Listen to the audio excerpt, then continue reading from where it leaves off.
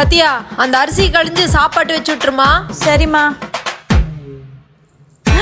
ஐயோ, கீழே விழுந்துருச்சு. என்ன பண்றது? பேசாம மேட் எடுத்து போட்டு மூடிடலாம். அப்பாடா, தப்பிச்சோம். என்ன மேட் இப்படி நனைஞ்சிருக்கு? சரி, எடுத்து வெளியே போடுவோம். என்ன இவ்வளோ அரிசி கொட்டி இருக்கு? ஓ, இதெல்லாம் இவ பாட்ட வேலை தானா?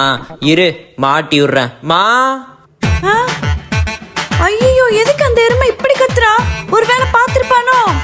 பேசாம பெட்ஷீட்டை மூடி தூங்கிட வேண்டியதான். எதுக்குடா இப்படி கத்துற? இங்க பாருமா, அக்கா அரிசியை கீழே கொட்டிட்டு மூடி வச்சிருக்கா. எத்தனை தடவை சொல்லி கொடுத்தாலும் திருந்தவே மாட்டாளா? எங்க அவ? ஏ எருமை, அங்க அரிசி கொட்டிட்டு வந்து இங்க நல்லவ மாதிரி நடிக்கிறியா? ஒரு வேலை சொன்னா உருப்படியா செய்ய மாட்டியா? ஒவ்வொரு தடவையும் சொல்லி கொடுத்துட்டே இருக்கணுமா? அப்படிதான் போடு. சிரிக்குவா செய்ற. மா, என்ன மட்டும் நீங்க அடிக்கிறீங்க? அவனும் தான் அரிசி சாப்பிட்டான். டேய், நீ எதுக்குடா அரிசி சாப்பிட்ட? இந்தாக்கா, அம்மா கொடுக்க சொன்னாங்க. டேய் தம்பி, இங்க வா. என்ன? கொஞ்சம் வாயில போட்டுக்கோ. எதுக்கு? புதுசா வாங்கிட்டு வந்திருக்காங்கடா. டேஸ்ட் எப்படி இருக்குன்னு பாரு. சரி, கொடு.